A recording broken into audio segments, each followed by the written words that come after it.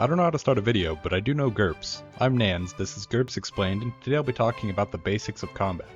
Before we get into any in-depth explanations, I'll start by laying out the essential details of combat. All people involved in a combat situation are placed into what is called an initiative order, which I'll explain how it's determined in a moment, that determines the order in which they act.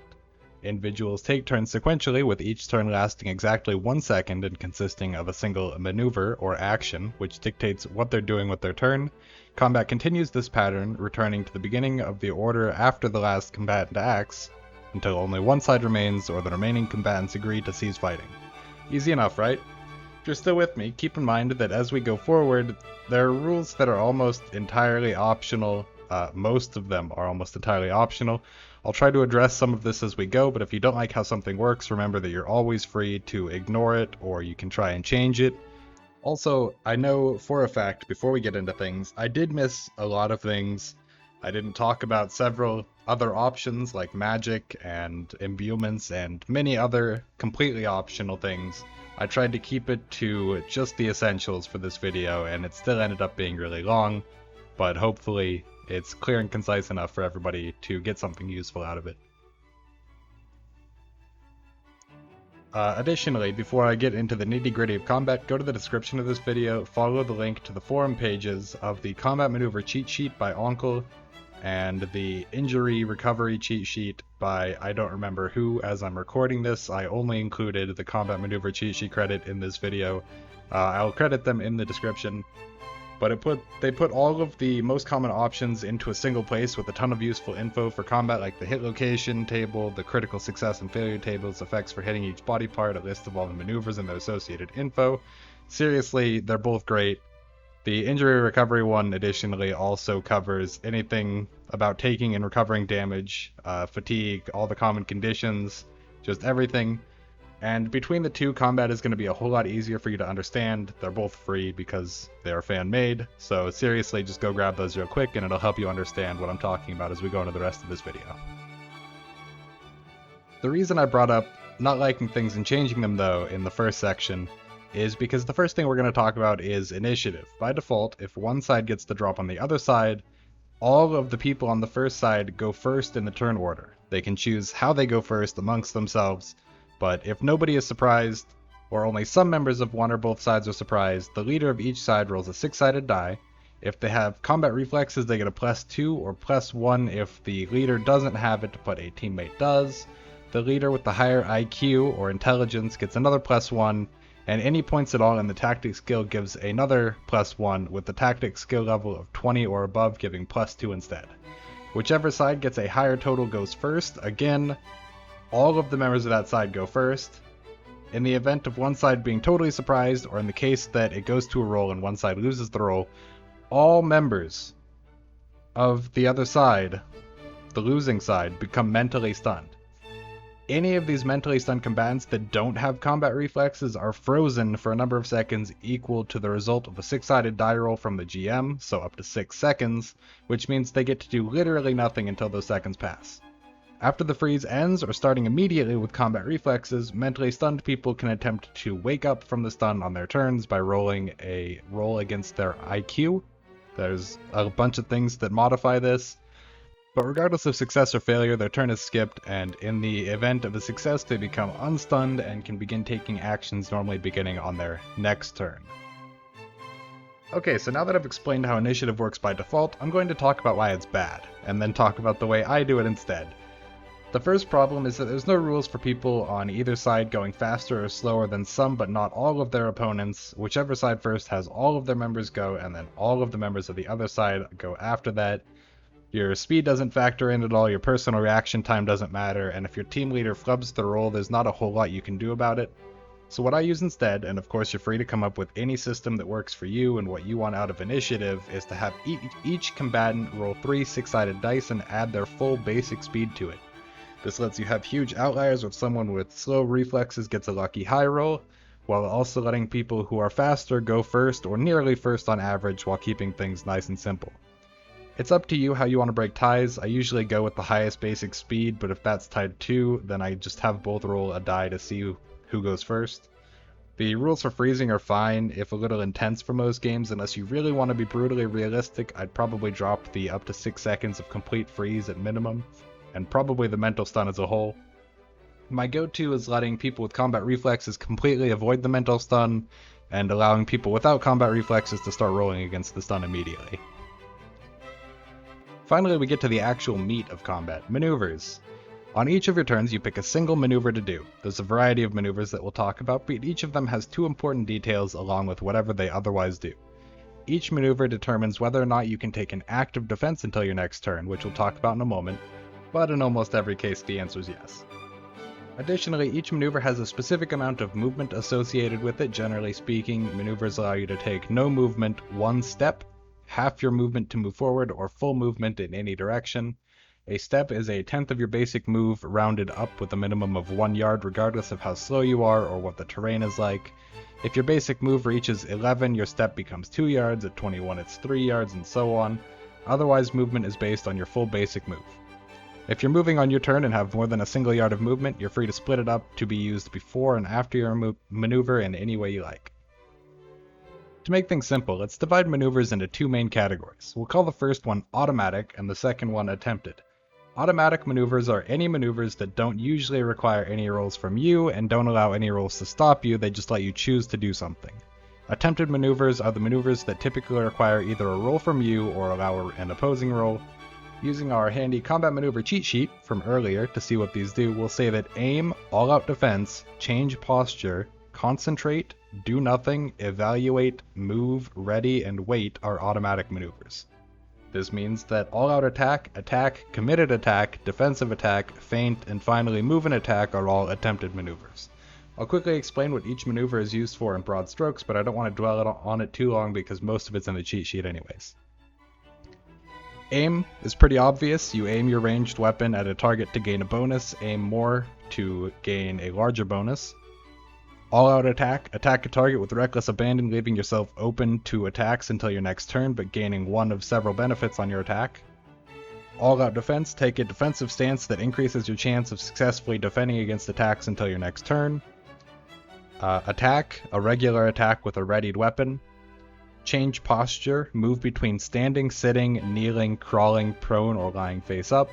Moving from a lying position to a standing position takes 2 turns, otherwise this only takes 1 turn.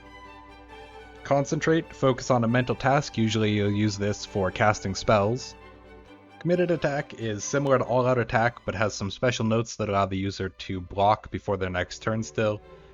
Defensive attack is attack in such a way that you receive a bonus to your parry or block until your next turn using that weapon. Do nothing does exactly what it says, you take no action, and if you're forced to do this due to stun, you're at -4 to active defenses until your next turn. Evaluate is like aiming but for melee weapons. Feinting is tricking your opponent into thinking you'll strike them one way for a bonus on striking them another way. Move and attack lets you move your full movement and then attack normally at a penalty. Move lets you just move your full movement, but you take no other actions. Ready is sort of a catch-all category to handle almost anything not covered by other actions. Getting a weapon ready to attack, adjusting your reach for weapons that allow it, changing your grip, flipping switches, picking up items, using potions. It's probably the maneuver you'll use the most after, regular attack and all-out attack. And finally, wait. You choose one of any attack maneuver, which is attack, all-out attack, committed attack, defensive attack, feint, or ready or stop hit, and you specify exactly what your action will be and what will trigger it. You can take a step during the wait if your chosen action would allow a step, but this takes the step away from that maneuver if you do this. If the trigger for your action doesn't happen before your next turn, the action is completely lost. Okay, that was a lot of maneuvers, but if you've continued to stick with me through that, then congrats, because you've almost got the keys to the metaphorical kingdom of GURPS combat. Knowing how maneuvers work is a huge part of combat, and other than a few small details I say looking at how long is left in this video, everything after that is just some extra options for fun. So you got into combat. Chances are you probably want to hit your opponent, right? Great news, I'm about to explain how to do just that. Step 1. Pick the type of attack maneuver you want to use. Typically, this will be a regular attack or an all-out attack, but you are of course free to try any other types of attack to see what works for you and what fits your playstyle. Step 2. Decide on any options you want to use with the attack. On top of individual maneuvers having specific options you can choose between on occasion, there's also a bunch of fun other options you can use on attacks. The combat maneuver cheat sheet lists a handful of the most common ones. It's possible that there's more out there, of course, but these are the ones that you'll want to use the most often. Unless these extra options say otherwise, in their descriptions you're free to stack them onto the same attack. The one I tend to see players use the most often is Telegraphic Attack, plus 40 your skill to hit, but the opponent gets plus 2 to their defense skill to dodge the attack. The reason this is incredibly useful is that you have, say, a skill of 10 with your weapon. You can raise your skill to 14 by doing a Telegraphic Attack, increasing your chances of success from 50% to a whopping 90.74% chance to hit. Additionally, if your opponent took an all-out attack, the plus 2 to their defense roll won't even matter because they won't get to roll defense. You just went from a 50-50 shot to hit your opponent to a nearly guaranteed hit at no cost to yourself at all in that case. Another set of options you can use on attacks is the extra effort section on the cheat sheet. These aren't always allowed, but when they are, they're useful. There are things that you can spend 1 fatigue point or FP to augment your attack with, basically exerting yourself to hit a little harder, reach a little farther, move a little more, and so on. These only let you use one at a time, but you'll want to use them sparingly anyways because running out of FP can start to have bad effects pretty quickly. I'll talk a little bit about that later on, but the important thing here is that you can spend it for extra effects on individual attacks. Step 2.5, I guess. Step 2 is getting kind of long, but I wanted to talk about hit locations briefly. When you make an attack, you can choose where your attack is aiming. The usual hit locations for humans are torso, arms and legs, hands and feet, and the skull, although other hit locations do also exist and are listed on the combat maneuver cheat sheet. The torso is free to target with no penalty. Every other hit location has an increasingly large penalty based on how small or difficult to hit the location is. Additionally, you can choose to roll a random hit location. This is what the roll column is for on the chart, and it's also on the character sheet. This lets you roll 3 6-sided dice and use the result to determine where your attack hits. On average, you'll still hit the torso with a chance that you'll hit somewhere either less important or more important than the torso. It's a trade-off because your attacks will do less if they hit a limb, but more if they hit the neck, head, or vitals. But using a random hit location incurs no penalties, so you might find it worth it to try to use it from time to time. Step 3. Pick the target of your attack and roll 3 6-sided dice. If you get equal to or below your weapon skill, then you potentially hit. The reason I say potentially here is that if you succeed on your roll, the opponent then has to roll against a defense skill if they're able to take an active defense. They can attempt to block, dodge, or parry the attack. If they fail their roll or are unable to take an active defense, your attack successfully hits your opponent and has to go through their passive defense, which is their armor or any damage reduction they have independent of armor. Any damage you do has to exceed the DR or damage reduction of the location that you hit. This means that if you can only do up to 6 damage and your opponent has a suit of armor on giving them 10 damage reduction, you won't be able to damage them with a regular attack. You'll have to attack less armored places or attempt to hit the gaps in their armor, but both of these come at a penalty compared to just attacking. If you do damage and it penetrates their armor though, you're off to a great start. Just keep chipping away at their health and eventually they'll fall unconscious or die and you've won the combat. Defending against attacks only gets a subsection and brief mention here because essentially all you have to do is choose which active defense you'd like to take, if you can take one, and roll against your score with that if you get attacked. If you succeed, the opponent misses. If you fail, you take the hit. So the 3 options are dodging, blocking, and parrying. Dodging is an innate part of every character, equal to your basic speed plus 3, dropping all fractions. This means that an average human will have 8. This score is reduced by encumbrance along with basic moves, so you move more slowly and are less able to dodge the more you're weighed down. You're able to dodge any number of attacks per turn and may attempt to dodge any form of attack except attacks you're unaware of. Blocking requires a readied shield or cloak, and your score with it is equal to 3 plus half of your shield or cloak skill, dropping all fractions, but you can only block once per turn. Finally, you can only parry if you have a ready weapon or if you're unarmed and have an empty hand. Most melee weapons can parry, with some being better at it and providing a bonus, in particular fencing weapons, while others are heavier and more awkward to use to parry after an attack. Your parry active defense is equal to 3 plus half of your skill with the weapon you're parrying with, again dropping all fractions. Parrying only works against melee attacks and thrown weapons unless you have specific traits which are out of the scope of this video, so we won't be talking about those here. Using a shield increases all of your active defense rolls by its defense bonus stat. Yes, even blocking and parrying, no, it doesn't make any sense to me either why a shield would make you dodge better, but for some reason they do, so if you can spare the arm, use a shield. Another really important part of the attacking process in combat is having a loaded or readied weapon. If you don't actively have your weapon in your hands and ready to use when combat starts, you have to take a ready maneuver to prepare it, or in some cases multiple ready maneuvers if it takes longer to prepare. Some weapons are also heavy enough that they become unreadied after an attack, requiring that you take a ready maneuver after an attack with it to be able to attack with it again. These are generally marked by a line with 2 bars through it next to the strength requirement of the weapon, but with high enough strength you can bypass the unreadiness modifier here. Some heavier weapons also have a U in their parry column, which means that the weapon can't be used to both attack and parry in a single turn. This doesn't make the weapon unready, just means that you can't parry after an attack or an attack after a parry. Ranged weapons are a little more complicated. It still takes a ready maneuver to get the weapons ready at the start of combat. Once you have the weapon readied, you have to also take a number of ready maneuvers equal to the number in the parentheses in the shots column of the weapon statistics to load a shot.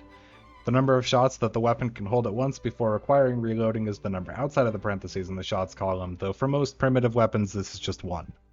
So for example, a longbow can hold 1 arrow at a time and takes 2 seconds to ready it for firing. A crossbow can also hold a single bolt at a time but takes 4 seconds to load. Moving ahead in tech level a bit to firearms, we've got another factor to think about. If the amount of time to reload has an I after it, the time to reload is how long it takes to load per individual shot. This means that if you're using a revolver with 6 shots and a reload time of 3I, it takes you 3 seconds to load each bullet, or 18 seconds to completely reload it. This is understandably debilitating in combat, allowing your opponents to take 18 turns before you can attempt to shoot them again. So you have to use bullets strategically to avoid reloading in the middle of a firefight. Fortunately, there's some things you can do to mitigate the amount of time it takes to reload. If you take the fast draw skill, you can specialize in either arrow for primitive ammo such as arrows, bolts, and darts, or ammo for all bullets and such for guns. When you go to reload your weapon, you can attempt a fast draw check with a success reducing the time by 1 second in all cases, or sometimes more for higher tech weapons. Failure results in dropping the ammunition, but this is generally worth it to be able to reload faster. Back to our longbow example, a fast draw success would allow you to reload an arrow in just a single ready maneuver, allowing you to shoot every second turn, though of course you should spend turns taking aim maneuvers before firing just to try and ensure that you hit. Another option for reloading guns specifically are speed loaders, which removes the I from guns that have it, allowing you to reload guns like revolvers immensely faster. If I have to be reloading in combat, I'd much rather be taking 3 seconds than 18 seconds any day of the week. Speaking of health, I'm sure at some point we mentioned health, but when I wrote this script, this part of the script was right after a mention about health. It's time to talk about how taking damage and eventually dying works. All of this is in the injury recovery cheat sheet, again linked in the description, and I'd really recommend grabbing it because it condenses all of this into a single 2-page, I believe, PDF. First, shock penalties. When you take damage, if you don't have high pain threshold or another trait to avoid it, you take shock penalties until your next turn equal to the damage you took with a maximum of -4. Shock penalties reduce your dexterity and intelligence, so if you took 4 damage, then you've got to deal with -4 to both your dex and your intelligence until a turn passes. This is understandably extremely rough, as essentially all attacks rely on dexterity, and almost all magic casting relies on intelligence and then dexterity to aim it, so you're going to have a hard time fighting back right away as you shake off the shock. Fortunately, shock penalties don't reduce your active defense rolls, so you don't have to worry too much about your opponent knocking you down more and more without being able to fight back.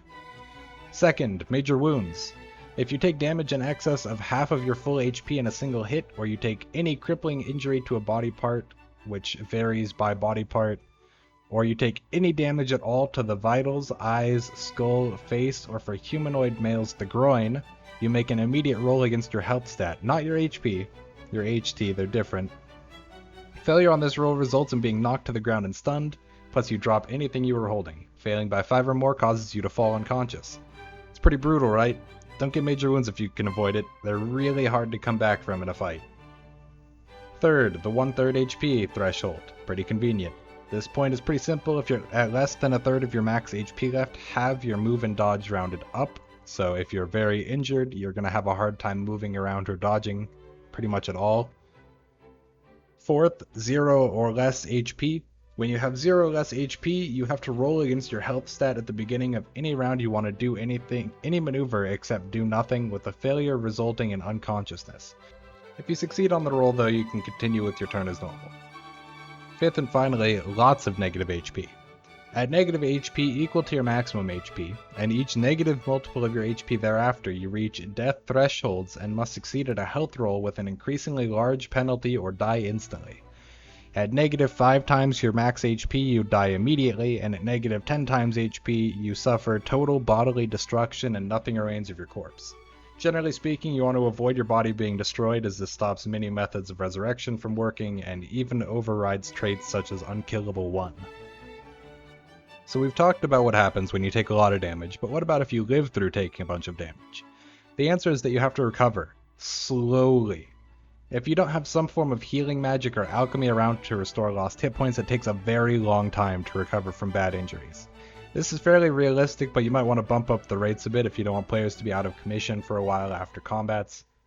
The basic natural HP recovery rate is a single hit point at the end of a day of rest and decent food if they succeed on a health check.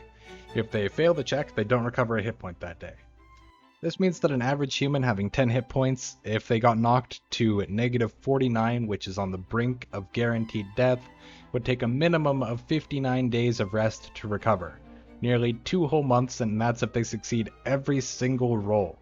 But with the average human only having a health score of 10, they'll likely fail half of their rolls, doubling the amount of time it takes to heal up to almost 4 entire months at most. Barring situations where they continuously get unlucky and fail rolls, of course, but on average up to 4 months. Fortunately, there's some good news here. Immediately after taking damage, the wounded person or anyone who has skill with first aid can roll a first aid check to bandage up the wound. On a success, this heals 1 hit point immediately and stops any bleeding. After that, the aid giver can take extra time, starting at 30 minutes and going down to 10 minutes at higher tech levels. There's a chart on the injury and recovery cheat sheet, to make another first aid roll, this time to treat shock. On a success, this restores a very small amount of hit points. Even at most, this will only recover 6 points, and it has a minimum of 1 point healed, but the healed amount includes the previous bandaging step, so a roll of 1 on the heal amount results in no further healing. After this point, the injured person can receive ongoing medical care from physicians. Frequency of rolls relies on the medical tech level of the setting, and at each increment of time the physician may roll their physician skill. A success causes the patient to restore 1 hit point, a critical success restores 2 hit points, but a critical failure costs the patient 1 hit point. At tech level 6 and above, this process significantly decreases the amount of time it takes to recover, as that's the point where the physician can make rolls daily rather than weekly or monthly at worst. But even at lower tech levels, it's still beneficial and helps to speed things up. It's not great, and again, unless you have magic or alchemy for healing potions, it's going to take ages to recover by default, but at least you'll be able to get back into the action eventually. All of this information is, of course, like I've mentioned so many times now, it's in the injury recovery cheat sheet. It's so useful, and it just puts all of the information for taking and recovering from damage in one place. So seriously, go check it out. With recovering from injuries out of the way, let's move on to another section of the injury recovery cheat sheet, although the details for this there are pretty sparse. Every character has a pool of fatigue points or FP. When you exert yourself or perform any form of strenuous work for long periods, it'll cost you FP. 2 of the most common FP drains you'll encounter are the extra effort options for attacks and active defenses, costing 1 FP each, and casting spells, which cost a variable amount of FP, usually a lot. Additionally, any combat that lasts longer than 10 rounds will cost FP based on your encumbrance, starting at 1 for no encumbrance and going up by 1 per level to a maximum of 5 FP for extra heavy encumbrance. If the day is hot, you add 1 more FP to those losses, or 2 FP for anyone in full plate, overcoats, or any other similarly thick armor or clothing. Note that these costs are per battle, not per 10 seconds of combat. Longer combats are unlikely to cost extra FP on top of those figures outside of GM deciding to make it cost more, and the combat would have to last several minutes, stretching into the hundreds of turns before extra base FP loss would be realistic. There's several other things that can cost FP, of course, such as hiking, running, swimming, starvation, dehydration, missing sleep, and possibly even climbing, and likely many other things. Fortunately, you're in luck. If you exhaust yourself, you can recover lost FP just by sitting and resting quietly for 10 minutes per 1 FP regained. If the GM allows it, you can also regain 1 extra FP by eating a decent meal while resting, and depending on available magic, drugs, and potions, it's possible you can recover FP through those as well. The biggest exceptions to this are that missing FP from missed sleep must be recovered by getting a full night's sleep, and FP lost through starvation or dehydration require that you have your full amount of food and water while resting for a day to be recovered. So there it is. We've talked about essentially just the basics for combat, from maneuvers to attacking or defending, taking injuries, dealing injuries, recovering from fatigue and wounds, reloading, initiative, and it took us about 25 to 30 minutes. I've done my best to try and remember all of the important things, but with such an expansive topic, I'll obviously have missed probably a lot of things. Plus, I didn't even get into talking about how magic works, what all the weapon statistics mean, how to successfully use and bypass armor. The script was already getting pretty intensely long, about 5,000 words, to the point that I'd considered breaking it up into multiple videos. If there's enough interest, I can go back through every topic that I talked about here and do more comprehensive videos on each one. But for now, I wanted to put this together so that there's at least something out there to try and concisely talk about as much as possible. As always, if you guys have any questions about things and need some clarity, if you've got suggestions or requests for future video topics, if you want to talk about things I did or didn't explain well in this video, put them all in the comments. Other than that, hopefully someone out there found this video helpful. If you did, then don't forget to check out other videos on the channel where I talk about other parts of GURPS, and subscribe so that you can get the latest updates on any new videos I put out. But for now, thanks for watching, and I'll see you guys all next time.